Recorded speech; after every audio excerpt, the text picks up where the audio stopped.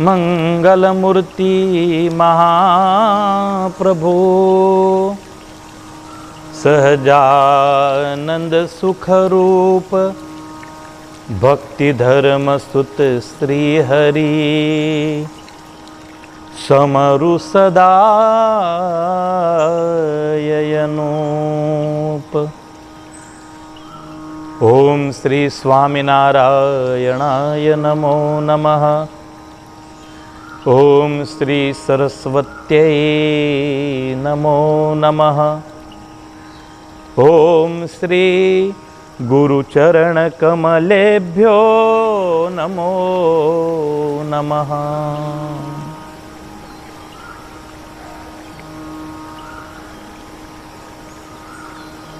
भगवान वराह नारायण यांच्या दिव्य चरित्राची कथा आपण इथे श्रवण करीत आहे।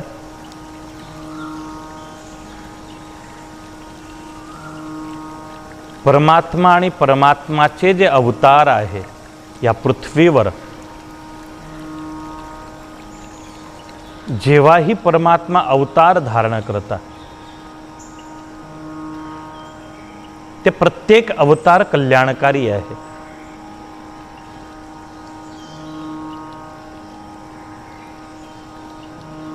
भक्त हित नरतनुधारी, परमात्मा भक्तचं हित घेऊन आणि मानव शरीर धारण करतात।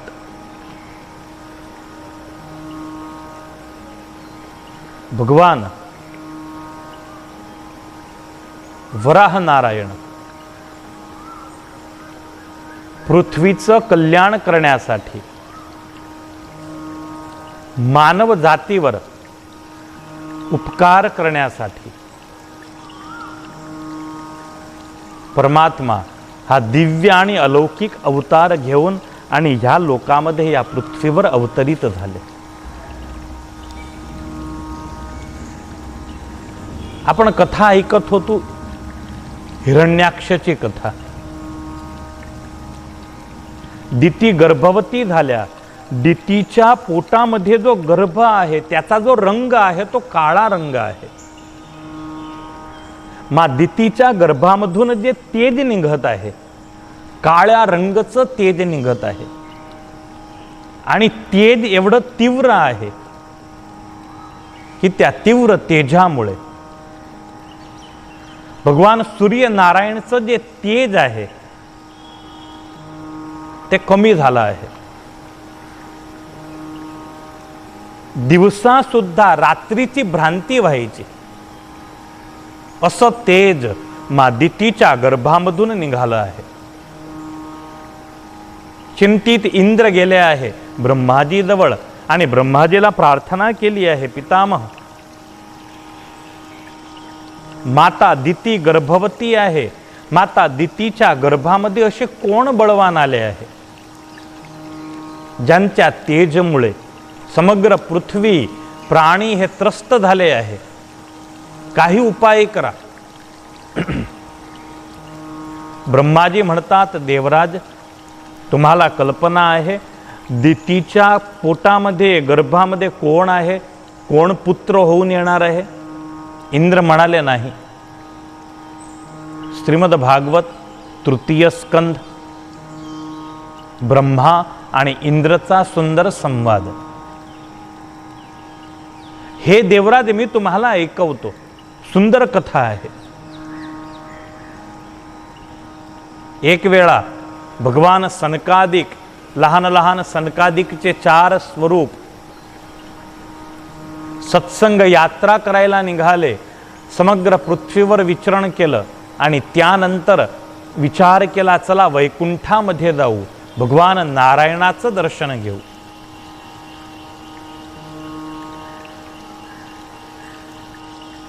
वैकुंठामध्ये आले आहे। जर आपल्याला वैकुंठ प्रवेश करायचा आहे तर तिथे मुख्य 7 द्वार आहे. एक द्वारावर 1 करोड पार्षद उभे असतात. तिथून पसारवा, त्यानंतर दुसरं द्वार, तिथे पण एवढेच पार्षद असतात. ह्याप्रमाणे 7 द्वार जेव्हा तुम्ही पसार करता तेव्हा तुम्ही वैकुंठच्या गर्भगृहामध्ये प्रवेश करू शकता. आता कल्पना करा हो, वैकुंठ केवढं मोठं असेल. आता 16 करोड पार्षद, 1 करोड पार्षद जर द्वार जवळ उभे आहे तर तो दरवाजा केवढा मोठा असेल, तिथे जागा किती विशाळ असेल, जिथे 1 करोड लोक उभे राहतात. तिथे अवरजवळ किती असेल. कल्पनातीत विषय आहे. सनकादिक तर वैकुंठच्या द्वारजवळ आले. लहान सनकादिकांना पाहून आणि प्रथम द्वारजवळ जे द्वारपाल आहे, पार्षद होते, त्या नंद सुनंद त्यांनी वंदना केली, सनकादिकांना मार्ग दिला आणि सनकादिक निर्विघ्नतेनं दुसऱ्या द्वारपर्यंत पोहोचले. तिथे सुद्धा पार्षद आहे, त्यांनी पण वंदना केली आणि ह्याप्रमाणे सनकादिक यांनी 6 द्वार पसार केले आणि 7व्या द्वारवर, ज्याला मुख्य द्वार म्हणतो, एंट्रन्सचं द्वार वैकुंठच्या, आणि तिथे जय आणि विजय उभे आहे. हे पण भगवंताचेच पार्षद आहे. परंतु त्यांना कल्पना नव्हती की आज आमच्या सोबत अशी अघटित घटना होणार आहे. सनकादिक तर लहान मुलं आहे, स्वतःच्या मस्तीमध्ये शरीरावर एक पण वस्त्र नव्हतं. सनकादिक जसे द्वार जवळ आले, जय आणि विजयनं काडी धरली आहे, रुक जाओ. तुम्हाला कल्पना आहे तुम्ही कुठे आले आहे? अरे हे नारायणचं वैकुंठ धाम आहे.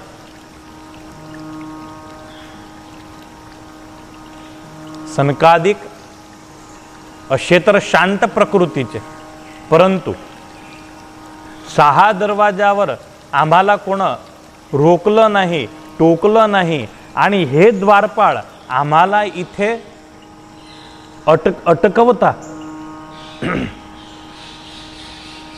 सनकादिक क्रुद्धी झाले आणि सनकादिक यांनी जय विजयला श्राप दिला. तुमच्या डोळ्यांमध्ये भेद आहे, हे लहान हे मोठे असा भेद आहे. तुम्हाला माहित आहे तुम्ही कुठे उभे आहे आणि तुम्ही कोणाचे द्वारपाळ आहे? भगवान नारायणाचे. आणि नारायणचा द्वारपाळ कसा विवेकी असतो, कसा संयमी आणि सात्विक असतो, परंतु तुमच्यामध्ये संयम नाही, तुमच्यामध्ये विवेक नाही, मात्र अविवेक भरला आहे. तर आम्ही तुम्हाला श्राप देतो, या वैकुंठ लोकामध्ये तुमचं काम नाही, तुम्ही जा पृथ्वीवर जन्म घ्या, राग द्वेष भय क्रोध याच्यानं युक्त व्हा, असा आमचा श्राप आहे. 1 वेळा नाही, तुम्हाला 3 वेळा पृथ्वी लोकावर जन्म घ्यावा लागेल, हा आमचा श्राप आहे. तिथे कोलाहल झाला आणि कोलाहल ऐकून स्वयं भगवान नारायण लक्ष्मीला सोबत घेऊन आणि तिथे आले. जय आणि विजय भगवंताला प्रणाम केले आणि सनकादिकच्या चरणी पडले आहे, क्षमा करा, आपल्याला ओळखू शकले नाही आम्ही.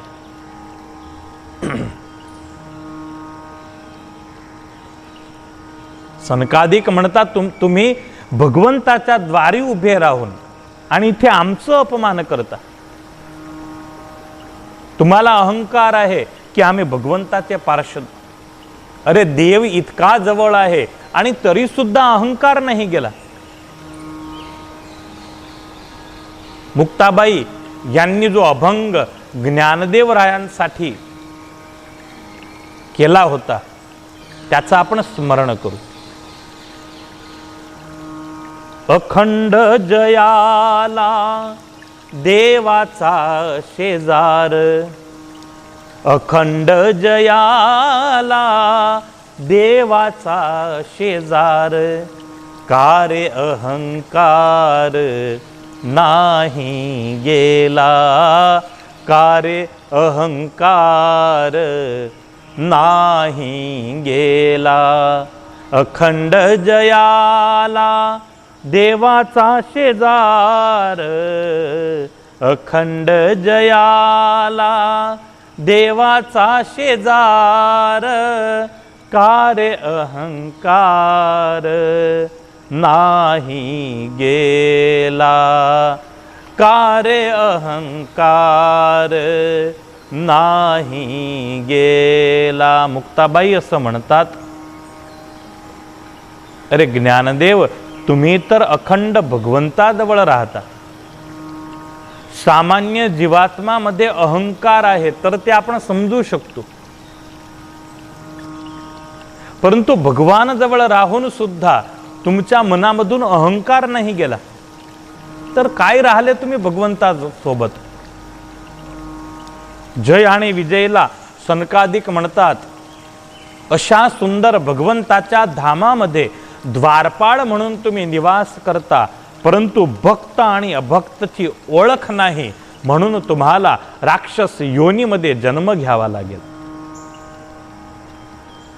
जय आणि विजय भगवंताच्या शरणी गेले, भगवंताला प्रार्थना केली आणि तेव्हा भगवान म्हणतात, मी काहीच करू शकणार नाही, कारण श्राप माझ्या संतांनी दिला आहे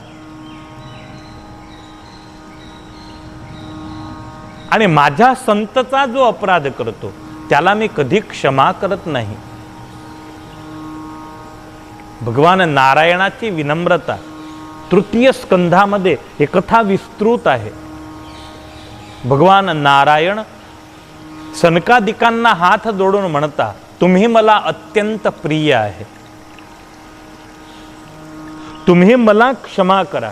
तेव्हा सनकादिक म्हणता, महाराज तुम्ही कशाला क्षमा मागता, हा माझे द्वारपाळ आहे, माझे सेवक आहे आणि माझ्या सेवकांनी अपराध केला. सेवक अपराध करतो तर गुन्हेगार सेवक तर आहेच, पण सेवक सोबत सोबत त्याचा जो स्वामी आहे, मालिक आहे, तो पण गुन्हेगार आहे. तुम्ही मला पण क्षमा करा. हे सनकादिक, तुम्ही मला अत्यंत प्रिय आहे. माझं नाव घेतल्या मात्रनं जीवात्मा पावन होतो, त्याच्या पापाचा नाश होतो आणि म्हणून विकुंठ अशा नावानं पण मी प्रसिद्ध आहे. या वैकुंठ लोकामध्ये मी निवास करतो, पण मी स्वतः अशा पवित्र स्थानामध्ये राहून तुमच्यासारखे माझे जे एकांतिक भक्त आहे त्यांचं मी ध्यान करतो, कारण भक्तांचं जे पाप दूर करतो ते पाप सर्व माझ्याजवळ एकत्रित होतं आणि तुमच्यासारख्या संत आणि भक्तांचं स्मरण केल्यानं माझ्याजवळ जे पाप आहे त्याचा नाश होतो.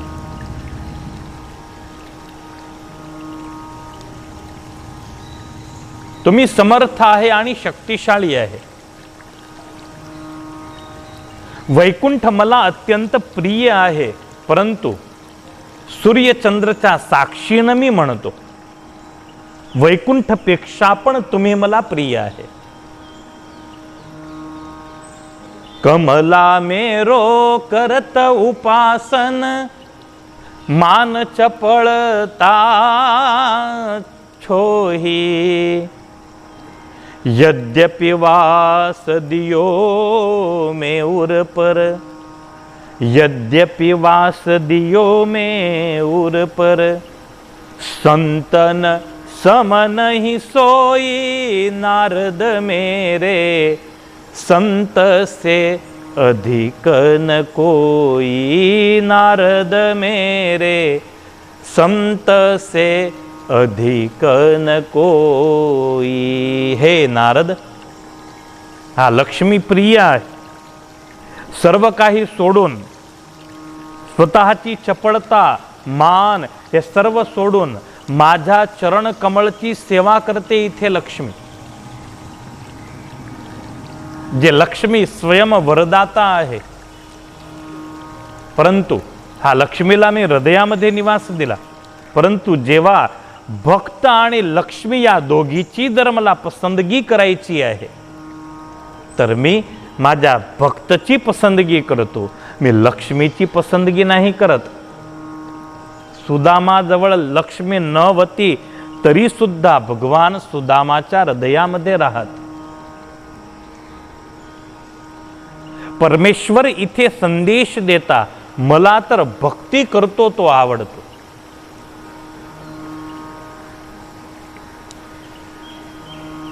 व्याधस्या चरणम ध्रुवस्य च वयम विद्या गजेंद्रस्य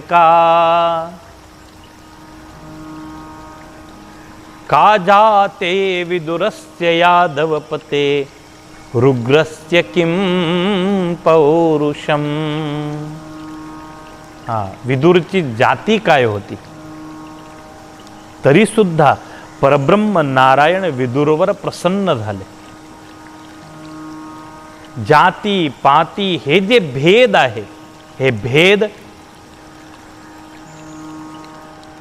या जगामध्ये भगवान आणि भगवंताचे जे भक्त आहे, जे समाज आहे, समाजामध्ये दुरी निर्माण करतात. शबरी उपेक्षिता आहे. मतंग ऋषीच्या आश्रमामध्ये जेवढे शिष्य राहत ते सगळेच शबरीची अवहेलना करत, तिरस्कार करत. परंतु भगवान रामचंद्र महाप्रभू यांनी शबरीचा स्वीकार करून सिद्ध केलं. कोणताही जाती विशेष मला आवडत नाही, कोणत्याही जातीमध्ये जन्म झाला, माझी भक्ती केली तर तो मला आवडतो. संस्कारी आहे, सद्गुणी आहे, तर तो मला प्रिय आहे. सनकादिकांना हात जोडून आणि भगवान प्रार्थना करता, तुम्ही कृपा करा, मी विनंती करतो तुम्हाला, तुम्ही ह्या जय आणि विजयवर कृपा करा आणि त्यांना सुंदर आशीर्वाद द्या की लवकरात लवकर त्यांचा श्राप पूर्ण हो आणि पुनः माझ्या सेवेत या धाममध्ये ते परत येवो, असा तुम्ही आशीर्वाद द्या. सनकादिकांनी भगवंताची स्तुती केली. जय आणि विजय पण भगवंताला वंदना करून त्या स्थानाचा त्याग करून निघाले. आता दोघी विचार करू लागले, आपण आता कुठे जन्म घेऊ, आपण जिथे पण जन्माला येऊ तिथे आपण असं कार्य करू की आपल्याला निरंतर भगवंताची, नारायणाची आठवण राहील.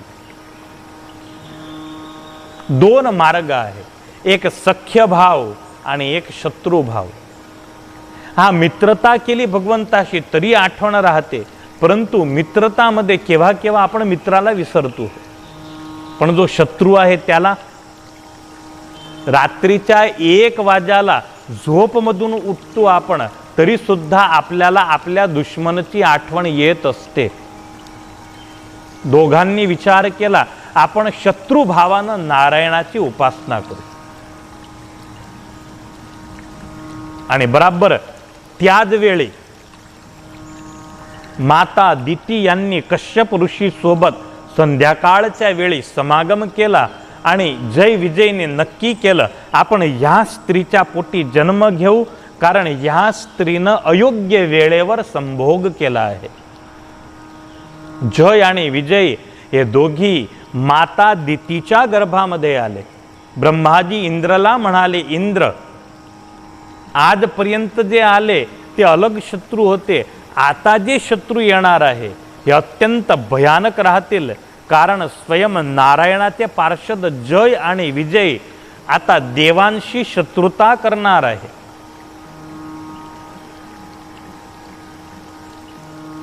काही समय गेल्यानंतर माता दितीच्या पोटी 2 मुलांचा जन्म झाला.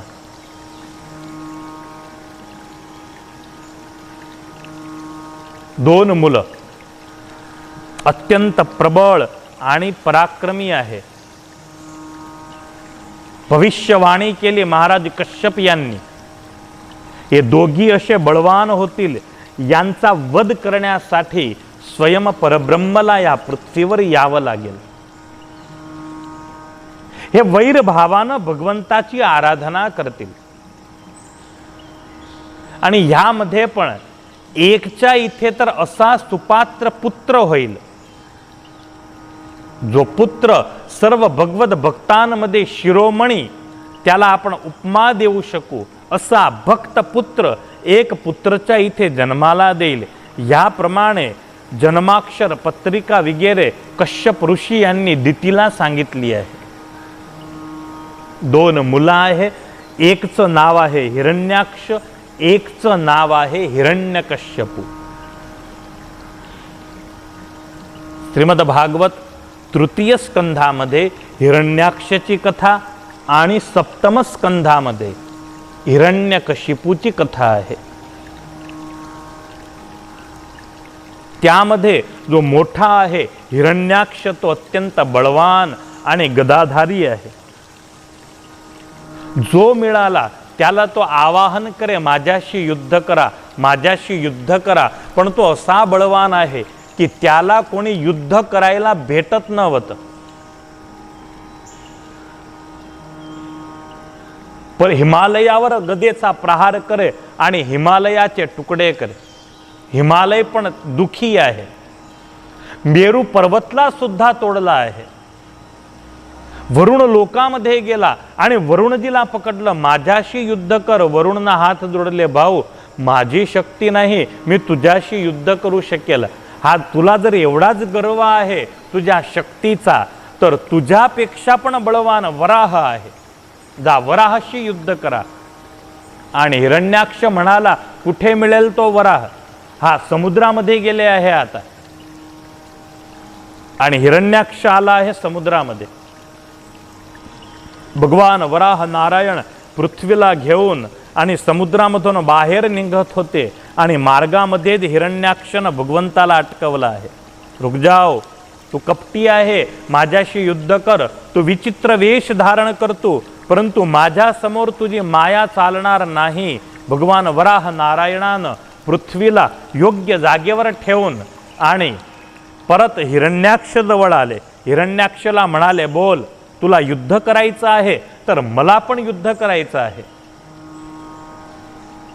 दोघी बळवान आणि दोघी समर्थ आहे. दोघांमध्ये तुमुल भयानक युद्ध चाललं आहे. समग्र देवगण, नागगण, गंधर्व, किन्नर हे सर्व नारायण आणि हिरण्याक्षचं युद्ध पाहायला आकाशामध्ये आले आहे. भगवान नारायण हिरण्याक्ष सोबत खेळत होते. कितीतरी वेळ परमात्मानं हिरण्याक्षशी क्रीडा केली आहे.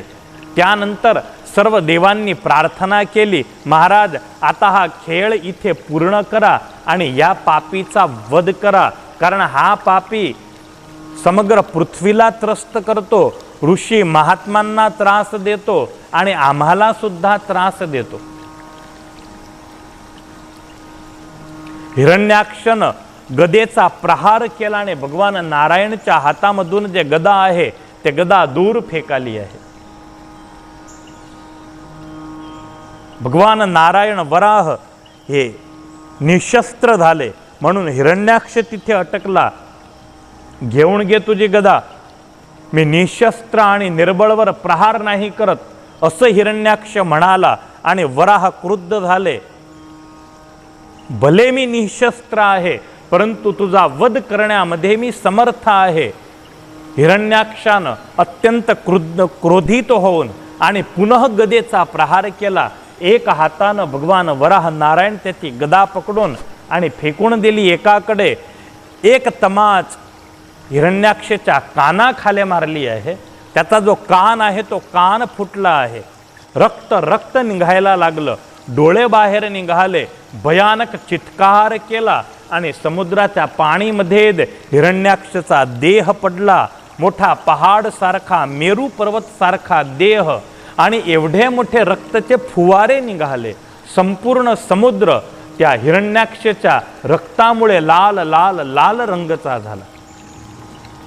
भगवान वराह नारायण हिरण्याक्षचा वध करून पाण्यामधून बाहेर निघाले. सर्व देवगण ऋषी महात्मा यांनी भगवान नारायणाची स्तुती केली आहे. वराह रूप धरो वन येसा, वराह रूप धरो वन येसा, दितिपुत्रो द्विहृदयैव गमनीय मे, दितिपुत्रो द्विहृदयैव गमनीय मे, गमनीय मे इव गमनीय मे, दितिपुत्रो द्विहृदयैव गमनीय मे, भज हरिमविरतं धावतु मां, हरिकृष्णं मानसलोककमनीय मे, हरिकृष्णं मानसलोककमनीय मे, भज हरिमविरतं धावतु मां, हरिकृष्णं. भगवान वराह नारायण यांची सर्व देवांनी स्तुती केली आहे. ब्रह्माजीला ठपका दिला आहे. भगवान वराह नारायण यांनी ब्रह्माजीला सांगितलं, आता तुम्ही ज्याला पण वरदान द्या तर बराबर समजून विचारून वरदान द्यावे, अशी माझी विनंती आहे. ऋषी महात्मा सप्तर्षी या सगळ्यांनी भगवान वराह नारायणाची स्तुती केली. सर्व भक्तांना अभयदान दिला आहे. जे पृथ्वी समुद्रामधून बाहेर आणली होती ते पृथ्वी भगवान वराह नारायण यांनी ब्रह्माजीला दान दिली आहे. परमात्मा कसे वैरागी आहे, त्या पृथ्वीवर मात्र वराहाचा अधिकार होता, परंतु परमेश्वरानं आणलेली पृथ्वी ब्रह्माजीला दानमध्ये दिली आणि ब्रह्माजी यांनी मनु महाराजाला दानमध्ये दिली. आणि ह्याप्रमाणे आज आपण ह्या पृथ्वीवर आज बसले आहे. आपण इथे शेती करतो, कारखाने लावतो, हे सर्व काही भगवान वराह नारायणाची कृपा आहे. काही पण उद्यम सुरू करा, घराचं काम सुरू करा. आपल्या लहान बाळाला सर्वप्रथम जेव्हा आपण जमिनीवर बसाडतो तर सर्वप्रथम आपण भगवान वराह नारायणची पूजा करतो, कारण या पृथ्वीचे मूळ मालिक भगवान वराह नारायण आहे. सर्व देवांना अभय देऊन आणि भगवान नारायण अदृश्य झाले आहे. या सुंदर आणि दिव्य अवताराला संत नाभाजी यांनी प्रणाम केले, वंदना केली. आपण पण भगवान वराह नारायणच्या चरणी भाववंदना करू. हे कथा भगवान वराह नारायणच्या चरणी समर्पित करू आणि इथेच कथेला आपण विराम करू. श्री स्वामीनारायण भगवान की जय. श्री सरस्वती मात की जय. सद्गुरु देव की जय. भारत मात की जय. नर्मदे मात की जय.